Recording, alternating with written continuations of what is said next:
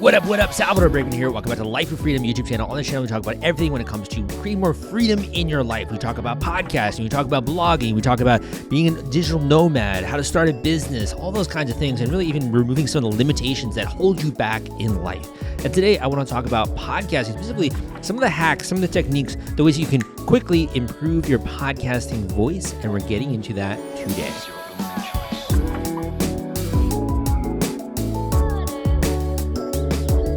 Okay, man, so I have been really busy, honestly, in my life recently, and I haven't been posting a lot of videos, obviously, on Life of Freedom channel for that reason. I do have another channel out there about crowdfunding called under my name, Salvador Brickman, and you can check that out if you want to, if you're interested in crowdfunding, e-commerce, etc.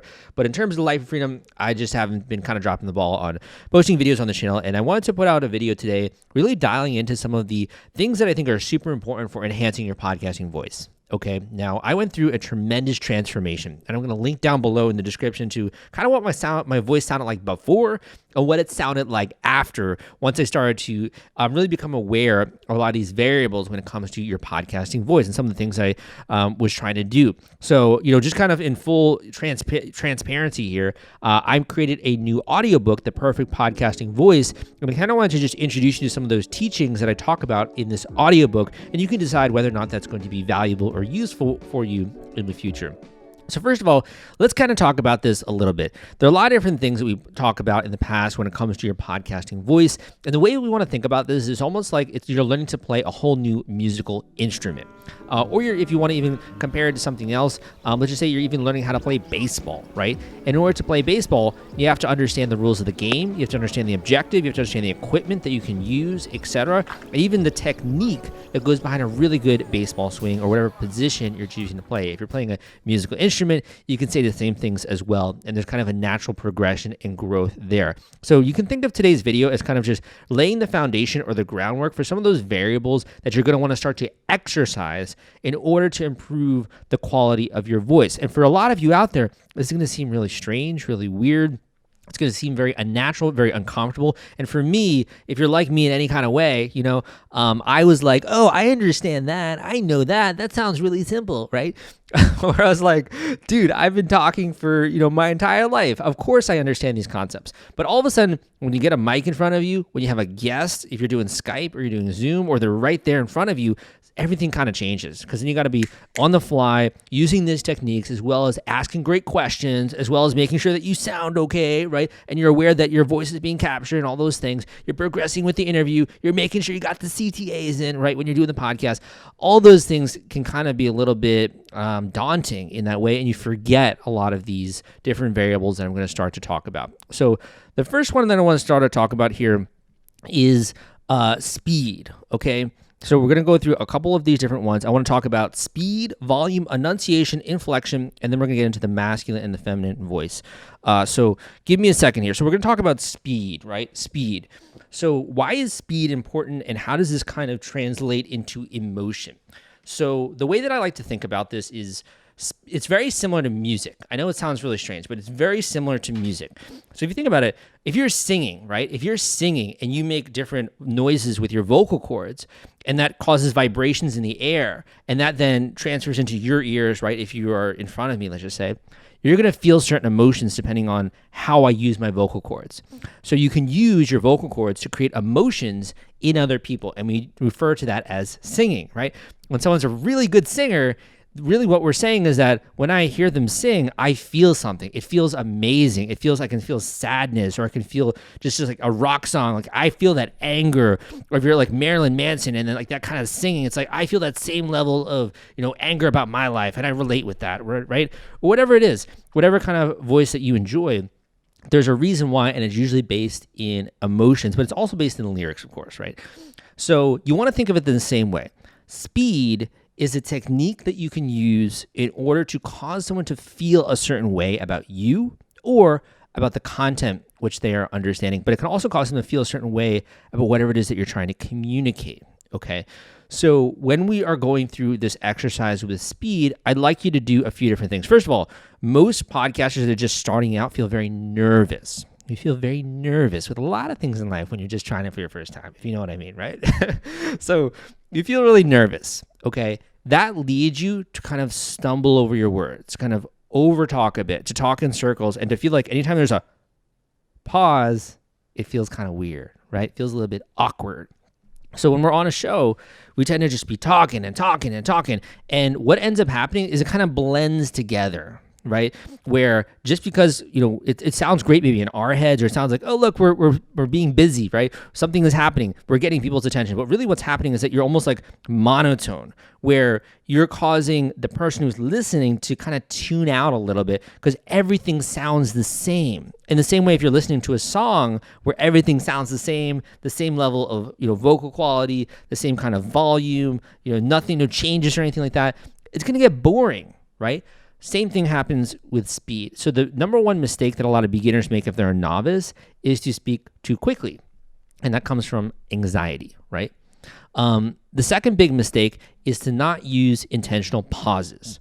Now, if you look at any kind of motivational speaker, or you look at any kind of speaker that you admire, if you like Barack Obama, or if you like Trump, or if you like literally any kind of politician out there, they use pauses deliberately for emphasis, or it's kind of almost like if you're writing something down, right? The pause is like the period, where all of a sudden you kind of just pause to collect and kind of understand and process that information, and then you go to a new paragraph and you read that new paragraph, right?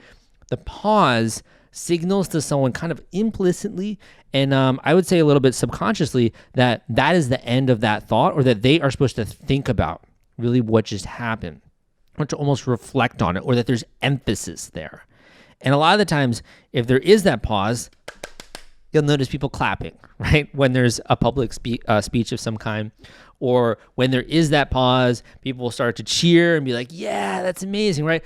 That's like the time where they're inviting the audience to participate. So pauses can be used intentionally, and it is so powerful. It is such a powerful way, man, to be able to cause people to feel like what you're saying is important, particularly when it's taken into context of all the other things that you're just saying, right? So intentional pauses are important. What I'd like you to do is I'd like you to try this out as an exercise. First of all, just start to pay attention to how you are naturally talking when you're on a show, specifically when you have a guest on, because your voice always sounds differently when you're alone versus when you have a guest on, okay? And that's because there's another element, there's another variable there. The second is that when you're trying to create the emotion of excitement, okay? Like we're a showman here, right? Greatest Showman. I love that movie. Great movie. Let's just say you're trying to create the emotion of excitement. I want you to start to speak more quickly, a little bit more animatedly. I want you to start to smile a little bit when you're talking. I want you to speed up. Oh my gosh, it's going to be so incredible and exciting when this thing happens, and this thing happens, and this is going to happen, right? And we're going to be able to unveil this whole new product to the world. It's going to be incredible. When you speak with that level of speed, right, that tempo, and you kind of increase it, you're going to cause people to feel a little bit more excited. Whether or not they're going to admit it, they will start to feel more excited. And there's a reason behind that. And again, it's because your tempo and your speed goes back into emotions, right? So that's the first thing. Second thing I would like you to do is just to have your normal way in which you're talking, right?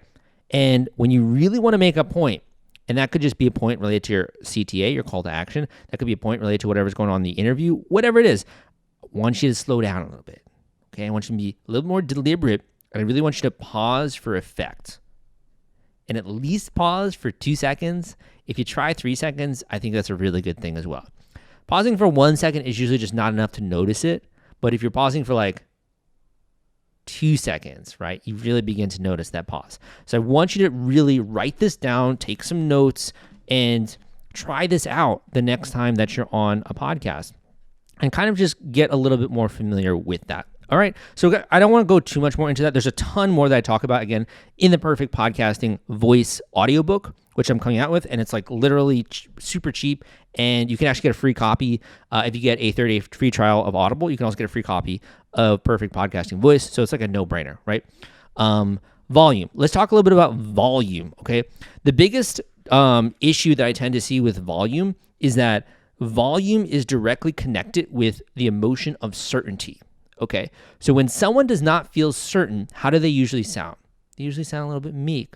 I'm not sure. I don't know. Maybe, right? Something like that. The way that I'm speaking right now.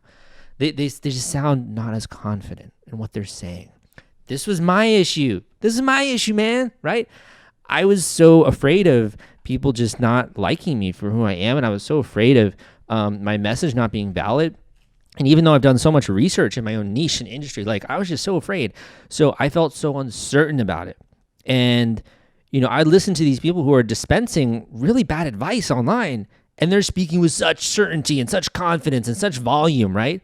And all of a sudden I'd be like, I can no longer afford not to learn this technique or not to learn this principle, because if I don't, I'm going to be left behind. And my people that I love are going to be learning from people that are giving them really not great teachings and advice, right? So volume is tied to certainty. The other thing that volume does is it causes people to come to attention, causes them to be alert. In the same way that if you're cleaning your room, you're like, hey, all of a sudden, if you're talking to your kid, they look up. Or your dog even. Like, I'm not trying to compare those two, obviously, but like they look up, right? Or if your girlfriend is, I don't know, doing the dishes or making food, and you're like, hey, it's like obviously they're gonna look, right?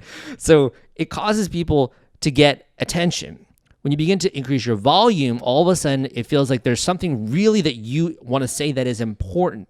Why does that volume capture someone's attention? It's because they perceive that the next thing you're going to say is going to be important, right?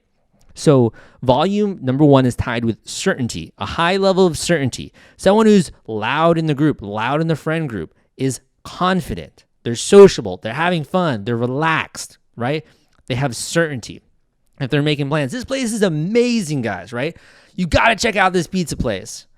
They're certain. You're like, this is like an okay pizza place. Like, you might want to check it out. They're like, it doesn't sound really good. You're not excited about it, right? So volume is tied with certainty, like I said, and the other is that it gets attention, and that's another huge one. And the third one I'm going to say, there's actually a couple more that I want to go into, but I don't want this to be too long on this point, is that a lot of the times I will, and a lot of other people will actually artificially lower their volume. And I say artificially because we're kind of, again, we're showmen here, right? We are trying to cause an emotional effect with the audience, and it's authentic, but in the similar to, a showman, you're kind of hyping it up a little bit. So if you want to cause a certain style of effect and be like, cause people to listen, again, this is all about getting attention. You can actually lower the tone of your voice and almost speak in a whisper. Okay, like this is going to be so cool. Guys, when you check out this audiobook, there's stuff I've shared here that literally nowhere else in the world is this shared. It's like these are like the secrets of how to powerfully improve your voice. And honestly, I don't even know if when you check this out, if you're going to recognize your voice at the end of this, right? So I'm kind of, obviously joking around a little bit, but this really, a lot of these techniques I'm sharing are responsible for my exact change and for a lot of other people's changes. So I do think this is going to be useful for you. But like I said, you can lower the tone of your voice to kind of cause people to listen, right? To get them to really strain to hear something important or almost feel like they're getting an insider tip in some way. So that's another point. Put it in the notebook, right? Next one I want to talk about is enunciation, okay? So there's two big things that I want to talk about with enunciation. And it really does kind of combine a lot of these other things. So first of all, it's very important that when you're talking on a podcast that you're enunciating clearly, that people understand the words that you're actually saying. It's very similar to if you're writing a novel. I love writing. I've written a bunch of books, written 10 books, right? I love writing raw, I guess what's it called? Rough, hand, or writing notes out or writing my journal. I have a whole journal filled up with like 300 pages worth of writing. I love writing.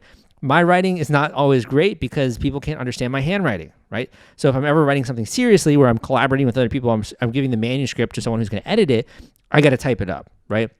Kind of when you are just jumbling your words together and you're not enunciating, it's very similar to just having poor written handwriting. Okay, very poor handwriting.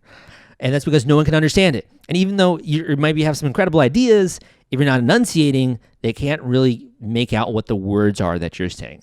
So enunciation is important for that reason, to clearly communicate ideas. The second one is that it highlights emphasis. So I want you to again think about the way that we write physical books, okay? It's very similar to having bold, italic, or a highlighter on that page where you're reading this thing. It's like your attention goes right there, right? So you could say something like, think of it this way. When I write this sentence, what word are you most drawn to? When I write this sentence, what word are you most drawn to, right? When I write this sentence. What word are you most drawn to? You can think about, and this is just kind of an exercise to play around with, emphasizing different words. This is just a tool in your arsenal to actually cause people to focus on different things as you're saying it. So this is so powerful because if you're trying to convey a concept on a podcast, you're trying to get people to feel a certain way about a podcast, right? If you emphasize, you change your emphasis, it causes people to change their focus on the actual sentence. It's very subtle, right? So it's kind of like, highlighting, italic, like I said. But the other thing is that it's a pattern interrupt, what I call it, right? So it's like a break in repetition where if you're listening to a song and it's super boring and it's like the same, it's monotone. If you say, this was incredible, amazing, all of a sudden it kind of breaks up that tempo a little bit. And what that does is it makes it more fun to listen to, right? And it makes people want to listen to it a little bit more because it's something they don't know how it's going to be in the future, the actual vocal tonality. And I know, again, that's kind of a little bit different way of thinking of it, but they're not just listening to the content of what you're saying, they're also listening to you, your voice, right? So what you can just kind of do as an exercise, first of all, is to take certain words and break them up, like incredible or amazing.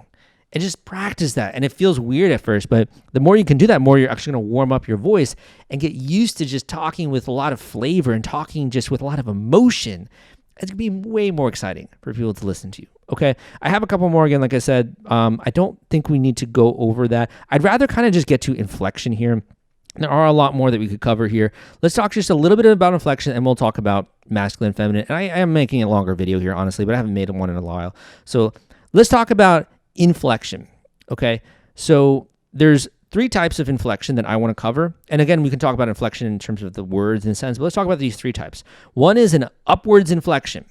One is a middle tonal inflection. The third is kind of downwards. Okay, so what is the upwards one? The upwards one is when you're asking a question. So I want you to just pretend like you're asking a question, or you can actually play along with this. You can ask a question and be like, do you like this color of this phone, right? You notice how at the end of that word or at the end of that phrase, my voice kind of goes up. Do you like the color of this phone? What do you think about this? Right? You notice like that kind of upward inflection at the end of what I'm saying. And we call that upwards inflection. And usually that tends to go hand in hand with the question. But the other thing is that it tends to convey a lack of certainty, okay? So it should be used sparingly. A lot of novice podcasters use this tone of voice, of this upward tone of voice. What do you think about this desk? You like this desk, right? Like it's very seeking rapport, we call it, where people are trying to connect. And it's like, can you validate that? Can you tell me this is amazing? Please, please, please, right? Gives off a lot of uncertainty. Next is just middle. Middle is like truth. This phone is red, right? Phone is red. Pretty normal, right? Very middle level tone, inflection, whatever you want to call it. This is usually when you're just communicating facts. You're talking normally. You're not trying to have any kind of emotional effect, right? You're just communicating something very factual. Last one is downwards. And this is when you use in order to have commands or to convey absolute truth with what it is that you're saying, okay? So with this, it's very similar to if you're giving a command. So like, hand me that there, right? You notice when I say that, at the end of that sentence, it's not moving up. Like, can you hand me that there? It's not saying like, hand me that there. It's hand me that there. You notice the difference a little bit? It's more of a command. And you can actually, and here's kind of the little trick, you can state certain questions as commands, and it's going to actually make you sound much more confident when you're on a podcast or you're talking. So you could even say, what do you think about this color? What do you think about the color of this? Right? Versus, what do you think about the color of this? Right? Versus, what do you think about the color of this? So I'll try again. What do you think about the color of this? What do you think about the color of this? What do you think about the color of this? Right? It's more of, the last one is like commanding you to reply to me. Whereas the first one is like asking you to reply to me. Okay? Very subtle, very subtle. What is that going to do? It just gives you a little bit more feeling in terms of the listener of confidence. It gives you a little bit more authority. And that's not always what you're going after. Let's be honest here. You're not always going for that. It's okay to ask questions, man. It is okay to have an upwards flexion and tonality, and some people's voices are like that. But what's not okay, what is not okay, what I will not stand for is if that's your default just because you feel nervous or just because you feel anxious or because you feel like whatever it is that you're saying doesn't deserve to have that level of confidence behind it. Because let's be honest, your voice is the most important thing in the world. Your voice can change other people's lives, and you deserve to have other people listen to you with rapt attention so that you can communicate these valuable and important things to them so that they can have a great life, so they can enjoy your podcast, so they can have a good time, so they can learn something, whatever the objective is, right, of your show, whether that's something that's entertaining or something that is more like educational, whatever it is, they deserve to hear your voice. And I'm trying to help you do that.